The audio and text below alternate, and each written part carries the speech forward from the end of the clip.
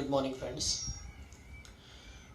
ये अपना chapter 10 hello alkane and hello arene जो चैप्टर है उसका जो लास्ट टॉपिक है इलेक्ट्रोफिलिक एंड न्यूक्लियोफिलिक सब्स्टिट्यूशन के बारे में हमने ऑलरेडी डिस्कस कर दी है।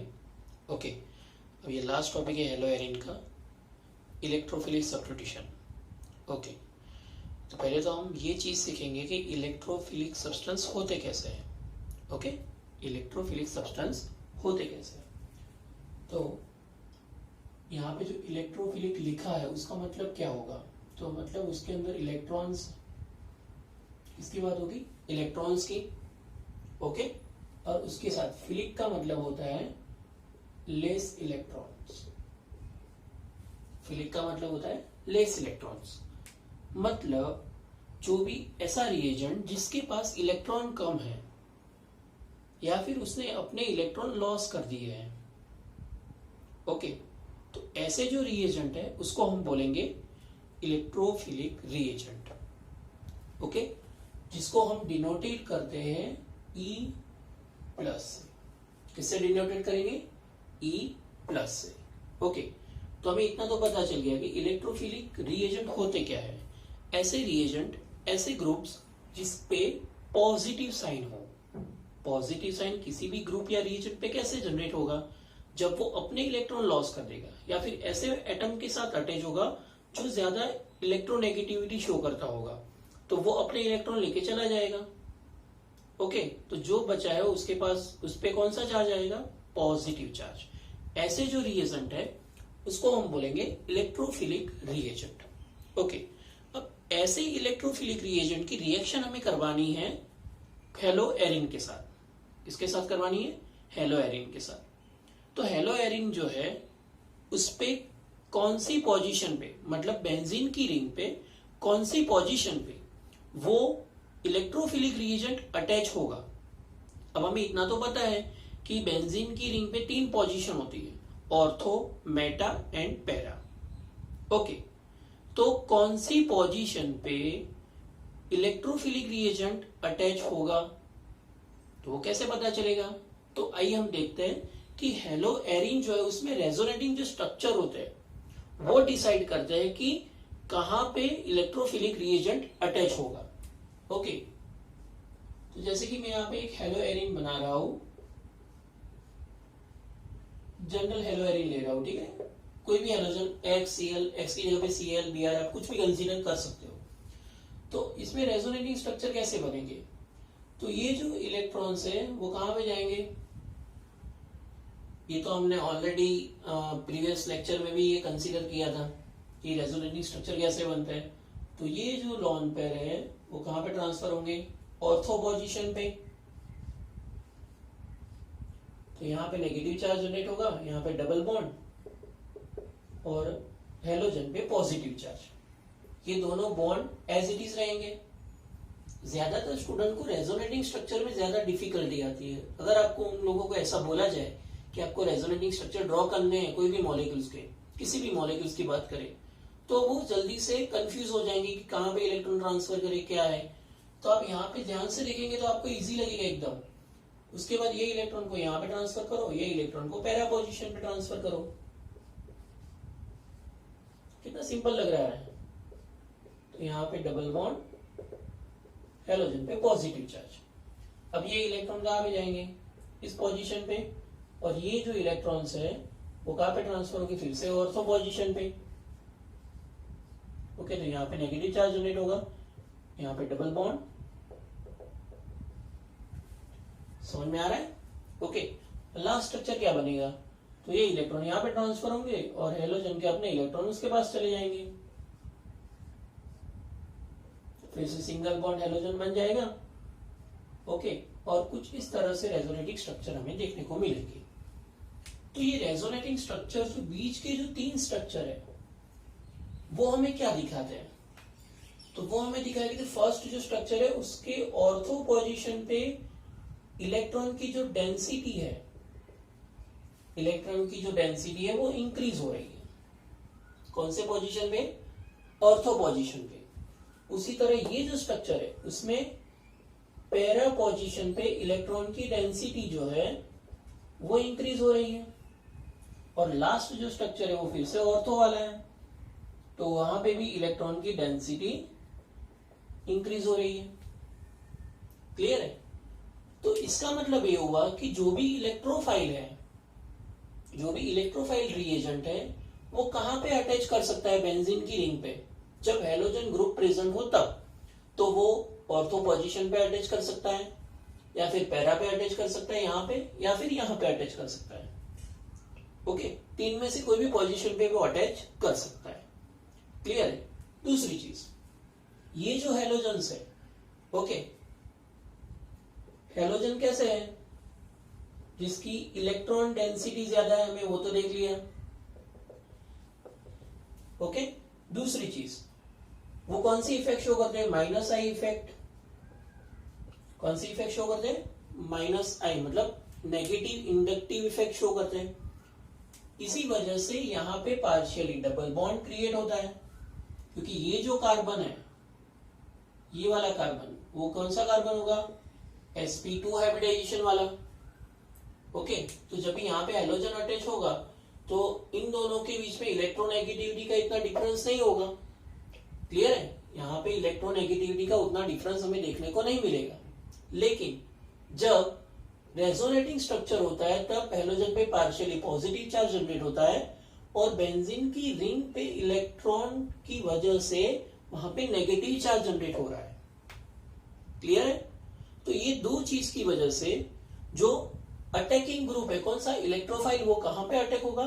ऑर्थो पे, पैरा पे, या फिर ऑर्थो पे। इसका मतलब ये हुआ कि जो इलेक्ट्रोफिलिक रिएजेंट है,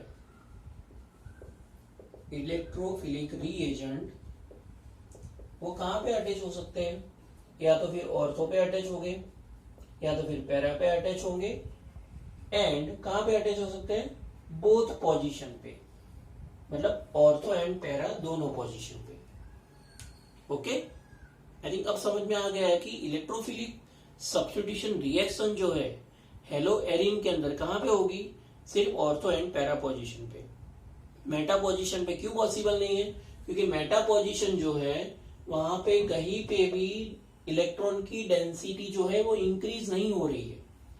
इसी वजह से मेटा पोजीशन पे कोई भी इलेक्ट्रोफिलिक रिएजेंट अटैक नहीं करेगा।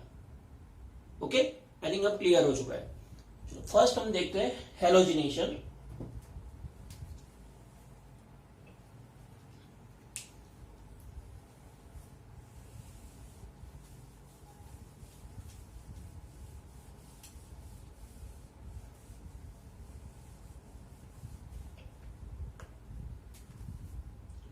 फर्स्ट इलेक्ट्रोफिलिक सब्स्टिट्यूशन रिएक्शन है हेलोजिनेशन।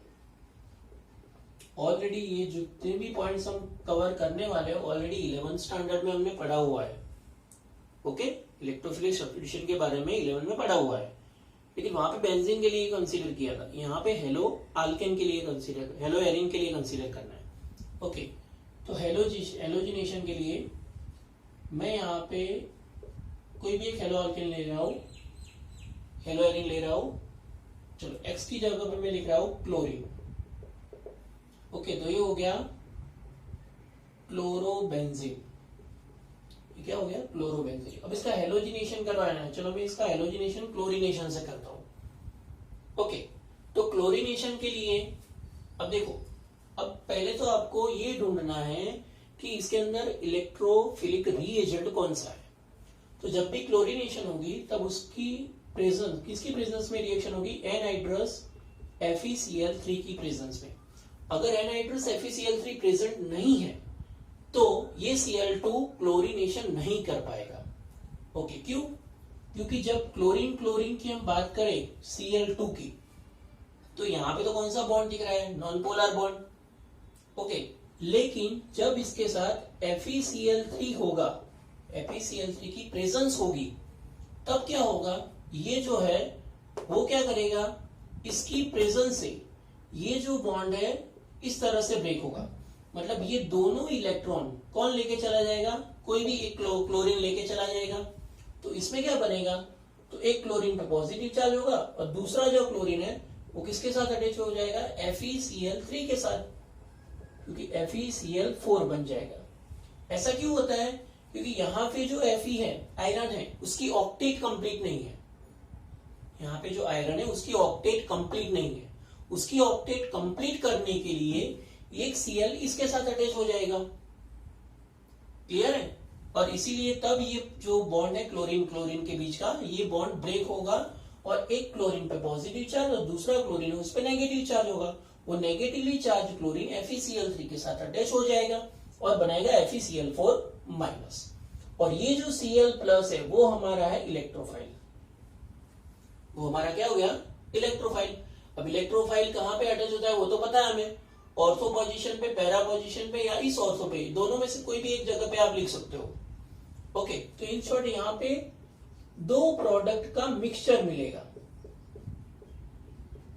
तो यहाँ पे भी एक क्लोरीन अटैच होगा और दूसरी जो प्रोडक्ट है वो कुछ इस तरीके से होगी। ओके, तो यहाँ पे प्रोडक्ट क्या मिलेगी? 1,2 डाइक्लोरो बेंजीन और यहां पे मिलेगी 1,4 डाइक्लोरो बेंजीन। अब इसमें से मेजर प्रोडक्ट कौन सी होगी? क्योंकि हमें तो यहाँ पे क्या मिल रहा है? मिक्सचर मिल रहा है प्रोडक्ट का। एक ऑर्थो पोजीशन पे क्लोरीन और एक पैरा पोजीशन पे क्लोरीन। तो इसमें से कौन सी प्रोडक्ट मेजर होगी और कौन सी प्रोडक्ट माइनर होगी, तो कैसे पता करेंगे हम? तो उसके लिए एक ट्रिक है। तो देखो, यहाँ पे दोनों जो क्लोरीन है वो एकदम नजदीक है, मतलब उन दोनों में इलेक्ट्रॉन क्लाउड्स ज्यादा होगा, क्योंकि हर एक क्लोरीन के पास 6 इलेक्ट्रॉन्स है, तो मतलब उसका इलेक्ट्रॉन क्लाउड होगा। और दोनों जो क्लोरीन है हाईली इलेक्ट्रोनेगेटिव है। ओके, और इलेक्ट्रोनेगेटिविटी की वजह से उसकी इलेक्ट्रॉन डेंसिटी क्या होगी? ज्यादा होगी। तो मतलब इसका इलेक्ट्रॉन क्लाउड और इसका इलेक्ट्रॉन क्लाउड एक दूसरे को क्या करेगा? स्टेरिक हिंड्रेंस करेगा, मतलब क्राउडिंग होगा। और क्राउडिंग की वजह से वो रिपेल करेंगे, क्योंकि ज्यादातर इलेक्ट्रॉन ही है। तो इलेक्ट्रॉन इलेक्ट्रॉन के बीच में क्या होता है? रिपल्जन। ओके, तो यहां पे क्या देखने को मिलेगा? Steric hindrance.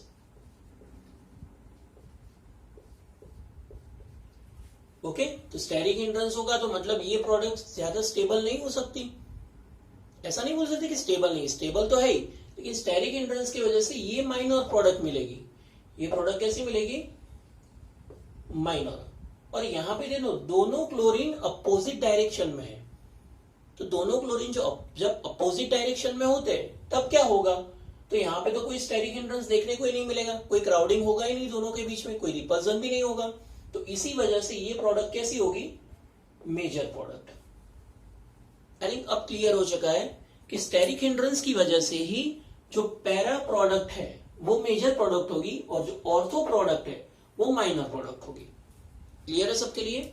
ओके, चलो नेक्स्ट देखते हैं नाइट्रेशन। आपको सिर्फ ये देखना है कि कौन सा इलेक्ट्रोफाइल है, बाकी रिएक्शन तो एकदम सिंपल है। चलो एक ले लेते हैं, क्लोरोबेंजीन की बात करेंगे हम। अगर नाइट्रेशन करवाना है तो नाइट्रेशन के लिए हमें क्या चाहिए? HNO3 and H2SO4। नाइट्रेशन के लिए क्या चाहिए? HNO3 and H2SO4। तो पहले इनमें से ढूंढना पड़ेगा कि नाइट्रेशन के लिए इलेक्ट्रोफिलिक रिएजेंट कौन सा इनमें से। ओके, तो ये जो H2SO4 है उसका स्ट्रक्चर पहले हम बनाते हैं। उसका स्ट्रक्चर कुछ इस तरीके से है। ओके, अब पहली चीज क्या होगी इसके अंदर? तो ये जो ऑक्सीजन और हाइड्रोजन है उसमें ये हाइड्रोजन के और ऑक्सीजन के बीच में जो कोवेलेंट बॉन्ड है वहां पे ऑक्सीजन की इलेक्ट्रोनेगेटिविटी ज्यादा है। तो मतलब ये दोनों इलेक्ट्रॉन किसके साइड रहेंगे? ऑक्सीजन के साइड। तो ये हाइड्रोजन जब निकलेगा यहां से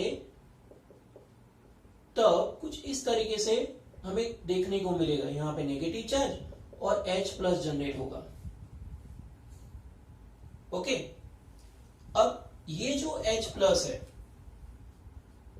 ये जो H+ है वो किसके साथ रिएक्ट करेगा? HNO3 के साथ। तो NO3 का स्ट्रक्चर कुछ इस तरीके से है। ओके, HNO3 का स्ट्रक्चर कुछ इस तरीके से। यहाँ पे नाइट्रोजन 2 ऑक्सीजन के साथ डबली बॉन्डेड है और एक ऑक्सीजन के साथ सिंगल बॉन्ड, उसके साथ एक हाइड्रोजन। तो ये जो ऑक्सीजन है, ये ऑक्सीजन इस हाइड्रोजन के साथ अटैच होगा। ओके, तो स्ट्रक्चर कुछ इस तरीके से बनेगा HOH, और ऑक्सीजन पे कौन सा चार्ज आएगा? Positive charge. ऑक्सीजन पे कौन सा चार्ज होगा? Positive charge. ओके, और यहां पे nitrogen, doubly bonded oxygen, doubly bonded oxygen. तो मतलब ये स्टेप तो कौन सा होगा? प्रोटोनेशन वाला। ओके, और फिर उसमें क्या होगा? लास्ट में ये H2O निकल जाएगा। क्लियरली आपको दिख रहा है? ओके, तो ये H2O में नाइट्रोजन और ऑक्सीजन में क्या होगा? तो ये बॉन्ड इस तरफ खिसकेगा और पॉजिटिव चार्ज किस पे चला जाएगा? नाइट्रोजन पे। तो यहाँ पे एक H2O प्रोडक्ट मिलेगी आपको। क्लियर है? और दूसरी प्रोडक्ट मिलेगी N double bond O, N double bond O, और नाइट्रोजन पे पॉजिटिव चार्ज, जिसको हम ऐसे भी लिख सकते हैं NO2 प्लस। तो यहां पे हमें क्या मिलेगा? Nitronium ion. यहां पे क्या मिलेगा? Nitronium ion. तो देखो NO2 प्लस मतलब ये हमारा क्या हो गया? इलेक्ट्रोफाइल। तो नाइट्रेशन के अंदर कौन सा ग्रुप अटैच होगा? NO2 group. तो यहाँ पे NO2 ग्रुप कहां पे अटैच होगा? वो तो ऑलरेडी हमें पता है, एक ऑर्थो पोजीशन पे और दूसरा पैरा पोजीशन पे। ओके, चलो इसका नेम क्या होगा? Ortho nitrochlorobenzene, para nitrochlorobenzene. अब इसमें मेजर प्रोडक्ट कौन सी होगी और माइनर प्रोडक्ट कौन सी होगी? तो ये माइनर प्रोडक्ट होगी और ये मेजर प्रोडक्ट होगी। क्यों मेजर प्रोडक्ट है? हमें पता है यहाँ पे स्टेरिक हिंड्रेंस नहीं होता है, यहाँ पे स्टेरिक हिंड्रेंस ज्यादा होता है। ओके, क्योंकि दोनों इलेक्ट्रॉन रिच एलिमेंट है। ओके, और यहाँ पे जो दोनों इलेक्ट्रॉन रिच एलिमेंट है, क्लोरीन और NO2 ग्रुप्स, वो अपोजिट डायरेक्शन में, मतलब उन दोनों के बीच में डिस्टेंस ज्यादा है, तो वहां पे स्टेरिक हिंड्रेंस होगा नहीं। तो इसीलिए पैरा नाइट्रोक्लोरोबेंजीन जो है वो हमारा मेजर प्रोडक्ट होगा। समझ में आ रहा है सबको? ओके, चलो उसके बाद देखते हैं सल्फोनेशन।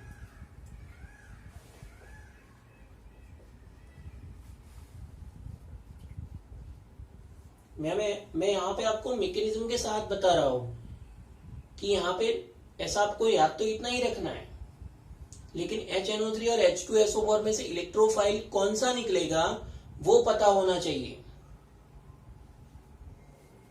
ओके, समझ में आ रहा है ना? चलो अब सल्फोनेशन की बात करते हैं। तो सल्फोनेशन के अंदर क्या होगा? तो क्लोरोबेंजीन है, अगर सल्फोनेशन करना है तो हमें चाहिए 2 मोल्स ऑफ H2SO4। तो यहाँ पे कौन सी प्रोडक्ट मिलेगी? तो पहले हमें ये देखना है कि यहाँ पे इलेक्ट्रोफाइल कौन सा होगा। ओके, तो इलेक्ट्रोफाइल कैसे पता करेंगे? तो यहाँ पे H2SO4 है, तो H2SO4 का स्ट्रक्चर लिख दो पहले। ओके, उसमें ऑक्सीजन पे लॉन पेयर प्रेजेंट है। आप कोई भी ऑक्सीजन कंसीडर कर सकते हो, दोनों इक्वल ऑक्सीजन है, लेकिन डबली बॉन्डेड ऑक्सीजन पे कोई इफेक्ट नहीं होगी। ओके, तो यहां से ये जो है यहाँ पे चले जाएगा बॉन्ड, तो यहाँ पे भी अभी जो हमने देखा था नाइट्रेशन में, उसी तरह यहाँ पे भी बॉन्ड ब्रेक होगा। यहाँ पे नेगेटिवली चार्ज, हाइड्रोजन पे पॉजिटिवली चार्ज। अब ये जो H प्लस है वो किसके साथ अटैच करेगा? जो सेकंड H2SO4 है उसके साथ। तो ये जो H प्लस है वो सेकंड H2SO4 के साथ रिएक्ट करेगा। तो पहले हम H2SO4 का स्ट्रक्चर बना लेते हैं। ओके, अब ये H2SO4 या तो इस कार्बन पे या इस ऑक्सीजन पे या इस ऑक्सीजन के साथ अटैच होगा। ओके, तो ये हाइड्रोजन के पास तो एक भी इलेक्ट्रॉन्स नहीं है, तो ये ऑक्सीजन अपने लॉन पे डोनेट करेगा उसको। ओके, तो यहाँ पे स्ट्रक्चर कुछ इस तरीके से बनेगा। यहाँ पे positively charge, sulphur double bond OH।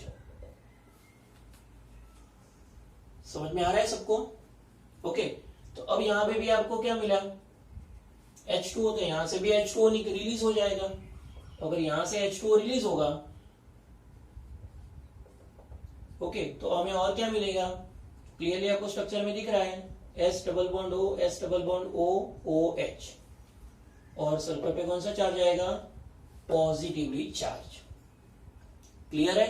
तो ये जो स्ट्रक्चर है वो क्या है? SO3H, sulphonic acid. क्या है? सल्फोनिक एसिड, जो हमारा क्या है? इलेक्ट्रोफाइल। हमारा क्या है? इलेक्ट्रोफाइल। क्लियर है?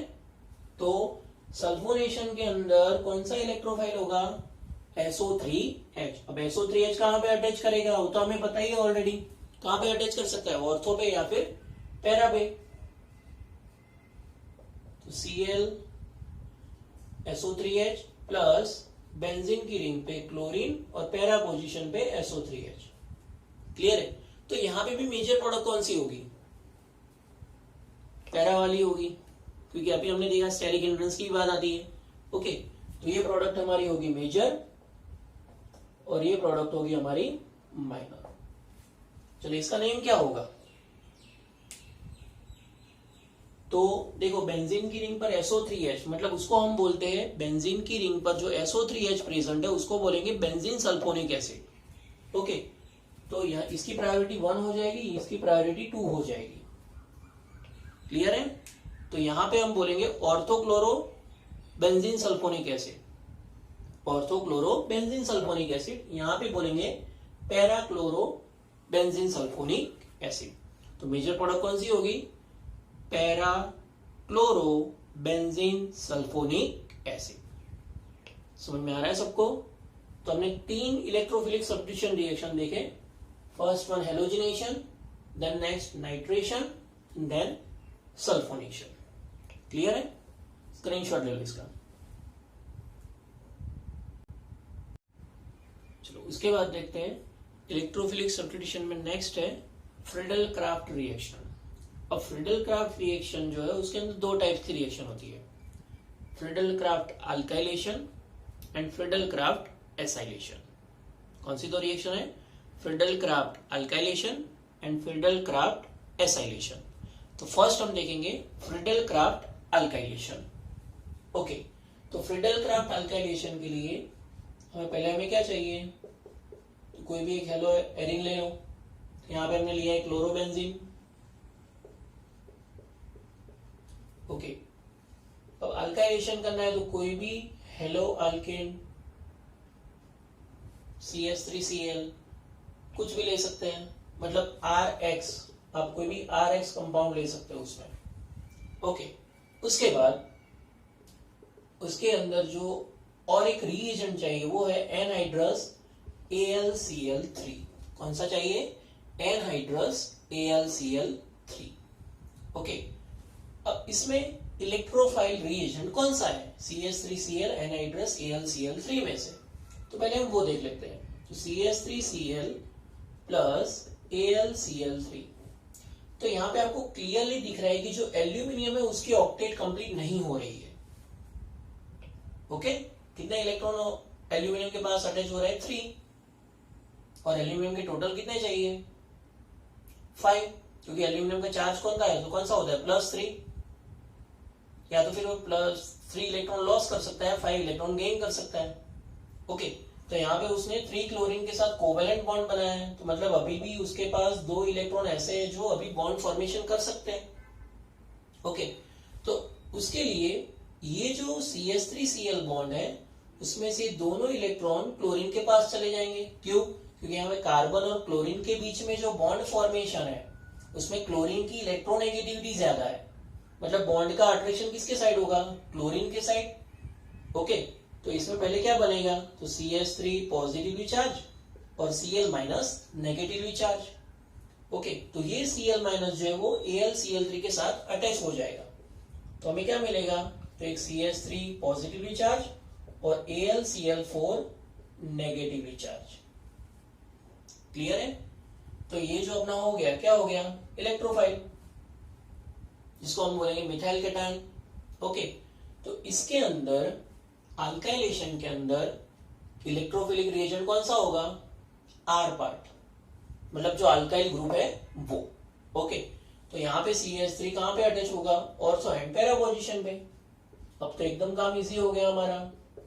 तो एक बार CH3 ऑर्थो पोजीशन पे लगाओ और एक बार CH3 पैरा पोजीशन पे लगाओ।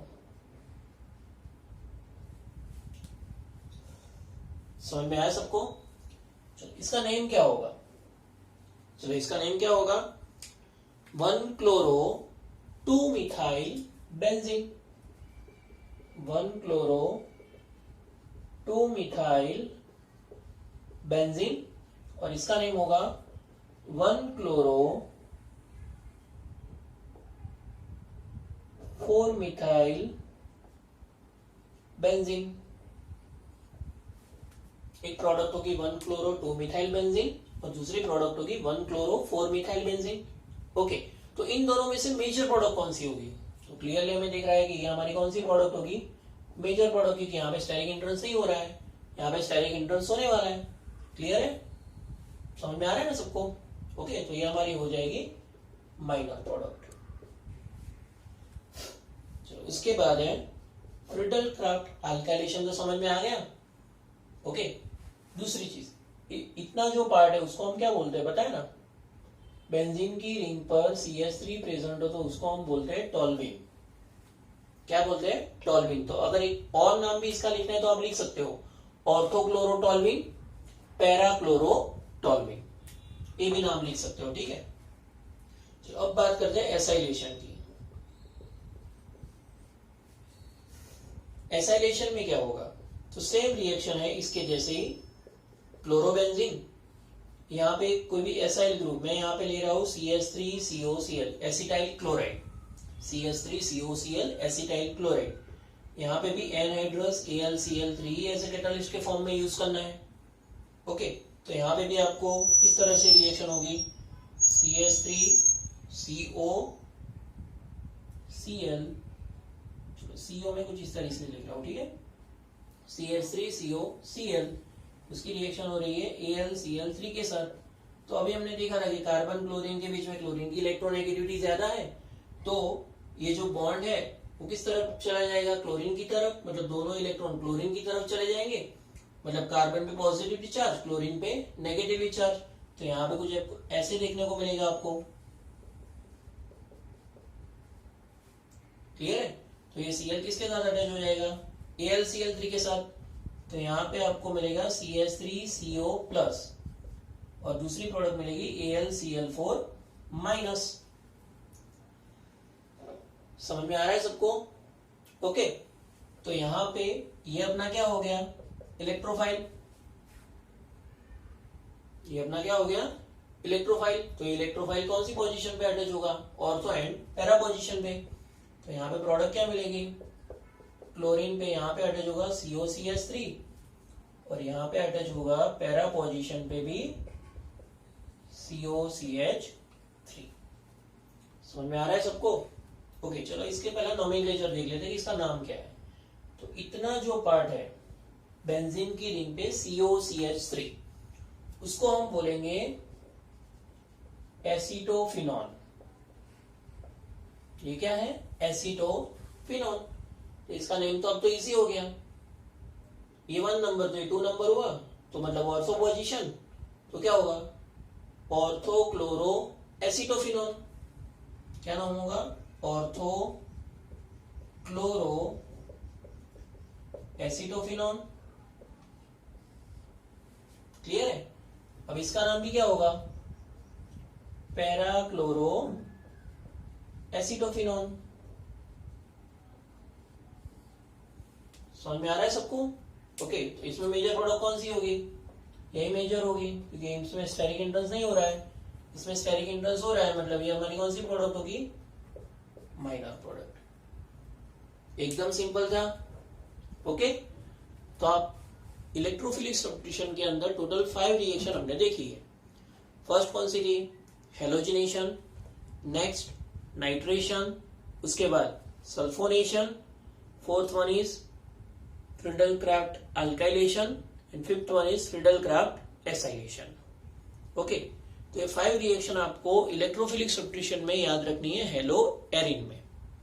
ऑलरेडी ये 5 रिएक्शन मैंने 11th स्टैंडर्ड के चैप्टर में कंप्लीट करवा दी है, 13 चैप्टर में। ओके, क्योंकि वहां पे भी बेंजीन की इलेक्ट्रोफिलिक सब्स्टिट्यूशन रिएक्शन थी और यही सब रिएक्शन है, मतलब जो मैकेनिज्म मैंने आपको दिखाई है कि इलेक्ट्रोफाइल कैसे जनरेट होगा, उसकी प्रोसेस सेम ही रहेगी। अगर नाइट्रेशन हो, सल्फोनेशन हो, ब्रोमिनेशन हो, नाइट्रेशन हो, कुछ भी हो, ओके, वो चेंज नहीं होने वाला है। ओके, क्लियर हो गया आई थिंक। तो अपना ये 10 जो चैप्टर है वो यहाँ पे कंप्लीट हो रहा है। ओके, इसके सारे वीडियोस आपको यूट्यूब पे मिल जाएंगे मेरे। ओके, तो पूरा चैप्टर आप अच्छी तरह से लर्न कर सकते हो। मैंने हर एक चैप्टर को लेक्चर 1 लेक्चर 2 इस तरह से डिनोटेट किया हुआ है, तो आप अच्छी तरह से समझ पाएंगे। और टेक्स्ट बुक भी साथ पे रखना। तो टेक्स्ट बुक के अलावा भी कुछ मैंने एक्स्ट्रा पॉइंट्स भी डाले हैं जो JEE नीट के लिए भी इंपॉर्टेंट थे। ओके, तो सारी चीजें आपको अच्छी तरह से समझ में आ जाएगी। ओके, ये सारे लेक्चर्स आप 10 चैप्टर के देख लेंगे तो आपको कोई भी दिक्कत नहीं होगी। किसके लिए? JEE नीट CBSE वालों को या गुजरात बोर्ड वाले को, किसी को भी कोई दिक्कत नहीं होगी। क्लियर है? डन। Okay, thank you.